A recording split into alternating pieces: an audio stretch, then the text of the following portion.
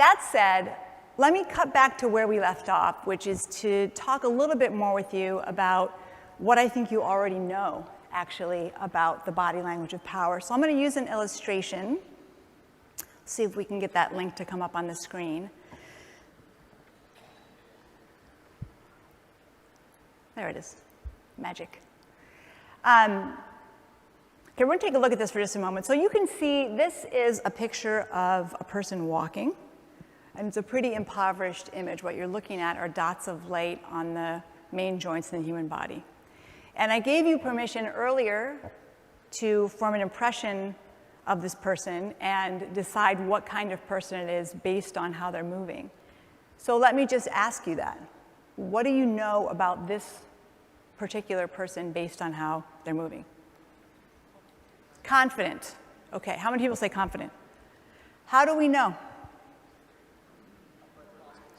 Upright posture, swinging arms.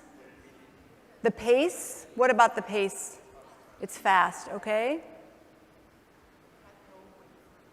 No wavering, interesting. Okay, so one of the interesting things about this person is that all the energy is coming toward us. So it seems to be moving on one plane. I think that's right. What else do you notice about this person? What else would you say? It's a man. Do we agree? How do we know? What about the hips? What about the hips? I love this. They'll say, yeah, I know because of how the body's moving. Right, I'm asking you, what about the hips? They're not swaying, okay? So maybe the shoulder to hip ratio. Anybody else have any ideas about that? How about focused? Did we see that? Yeah, okay. All right. Persistent. Yeah, some people will say determined. This person looks very determined. What about the arms? The arms are bent, and what does that tell you? Oh, okay. It looks more masculine to you because the arms are more bent. Okay, all right. So one of the things I find really interesting about this exercise is that you can look at a person moving like this, and we're in agreement about what we see. But it's actually very difficult to articulate what it is about this body moving in a way that's compelling. Everyone has hypotheses about it, but we actually don't really know exactly what it is. So I think it gets easier to make those evaluations when we look at comparison cases. If we could move the top lever to the right. Okay. Maybe that helps. So what about this one? How is this different? It's female. Okay. Okay. So someone said that earlier that the hips weren't swinging. They're swinging here. That's obvious, right? But we just heard also the knees and feet are closer together. The shoulders seem closer. And women are born with their knees and feet close together like that, right? But somehow it looks like high heels. I think that's right. Some people would say the stride is a little shorter. But it's interesting why that looks female to us, right? So that's something we'll have to think about a little bit more too. Does it change by culture? What looks feminine and masculine? I think that things we've said so far are pretty much universal, but there is some variation. I think what you'll see across cultures, and this is true for the way power and status get manifest as well, is that in some cultures there's more fluidity between categories than others. But generally speaking, the types of behavior seem to be the same. Yeah?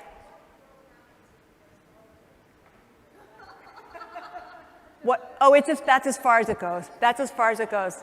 Yeah, and I'm going to show you the other side in just a moment. I know. I know where your mind was going. No. That's where it stops. Something else I want to point out about this one that I think is a little bit different. So you notice that the knees and feet were closer together. Any other body parts closer together? Did anybody notice?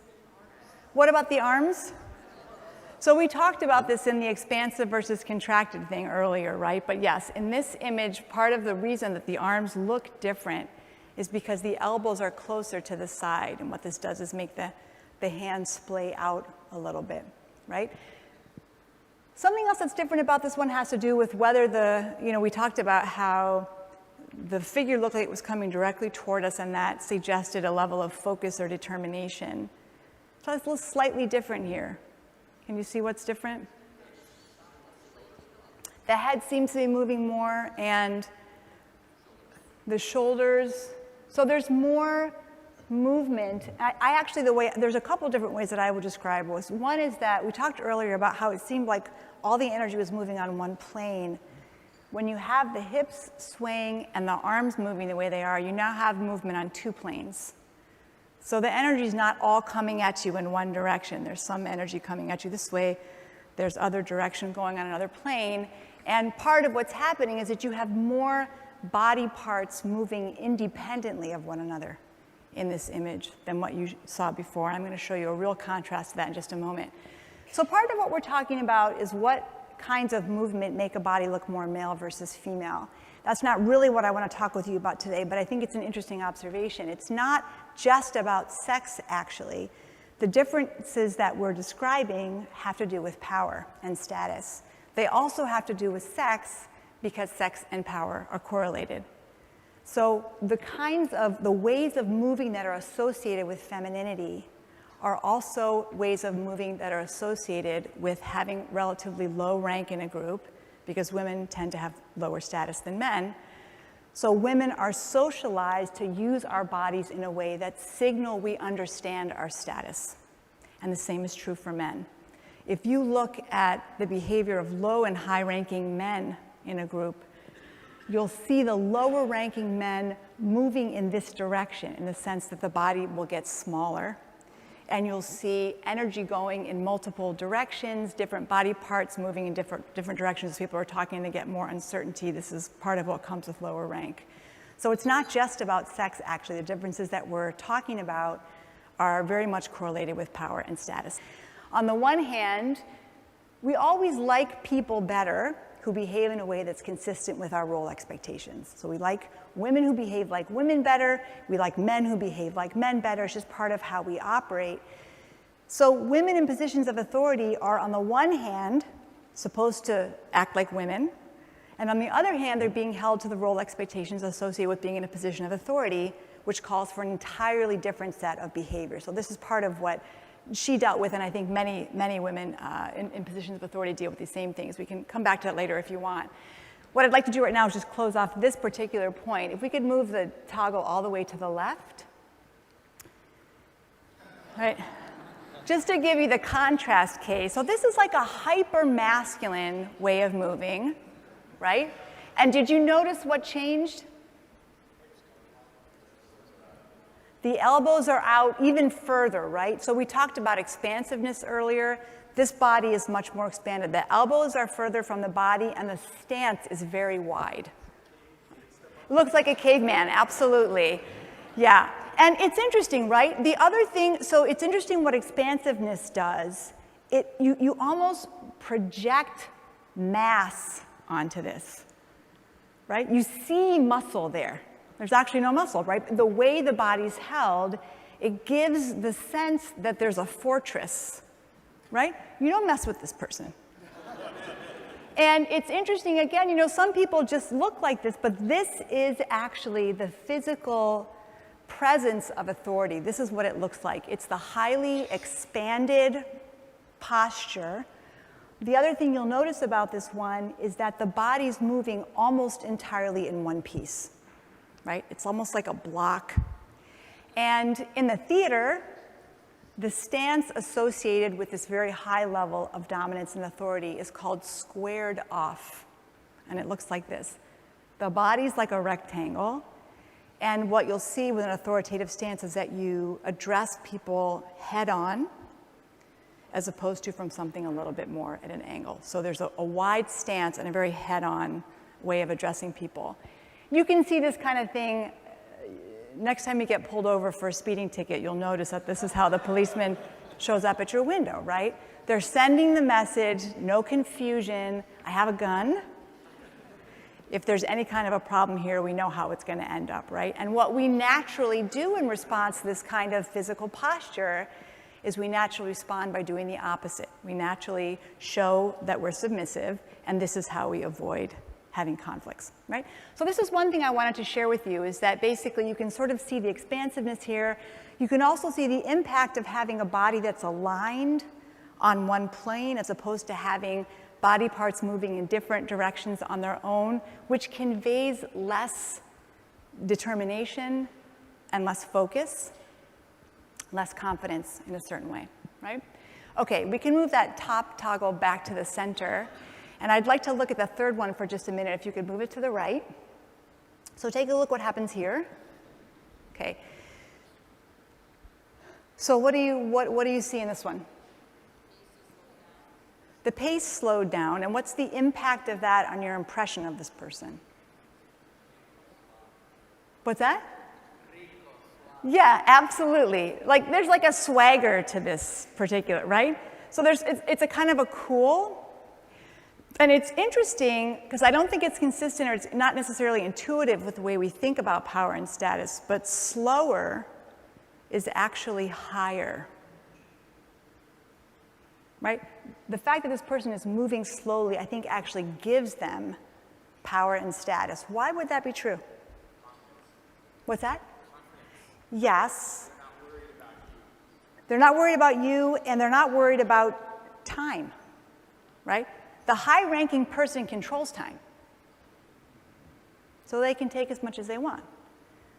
Higher-ranking people speak more slowly, and they move more slowly, and this is not intuitive. We sometimes think of quick movement as being more powerful. Quick movement conveys urgency. It may convey passion, but part of what comes with power and status is not having to worry so much. The urgency goes away because other people are worrying about that, right? So it's not entirely intuitive, but this is part of what you see. Just to show you the opposite on this dimension, let's move that toggle all the way over to the other side. So that's the contrast case. Most of the people I work with look like this most of the time, actually, right? So you saw a couple things. Not just the speed, right? But what else changed on this? The shoulders got really tight. So part of what you saw in that first image was a very, very open and relaxed body. I don't think if you noticed, but the shoulders came down and out. And there are differences in the way people are born and actually built, but in large part, these are things that we control. The natural way our body responds to stress and anxiety is to move in this direction, right? You start to move more quickly, and you see more tightness in the body. And I think you can see it very clearly in this image. This is a low-ranking person, right? It's hard to see this person as having high rank. One of the ways in which you can really, I think, effectively and easily manage your own anxiety and its relationship to your rank is just to recognize that sometimes you need to intervene on your own behalf, right? When you start to feel yourself moving in this direction. It kind of undermines the status and power that you have. Okay, so we can close this link and move ahead. I just wanted to give you a little bit more information about the things I think that we already know. And I'm going to elaborate on the list that we just came up with in a lot of detail in just a moment. But before I do that, let me just say a couple of words about how I think you could be thinking about using nonverbal behavior and body language in a strategic way if you wanted to tune your behavior to situations as a way of maximizing your power and maximizing your effectiveness. So I'm going to suggest that really for all of us, there are two ways that we need to be able to show up when the situation calls for it. One is that we need to be able to show up authoritative sometimes, and we need to be able to show up approachable other times, right? Authoritativeness is the basis of getting people to obey, right? Execute and do as you ask. Approachability is the basis of the love that you get from your subordinates, right? It's what makes people feel like they can connect to you on a human level. Let me talk a little bit about what authoritativeness and approachability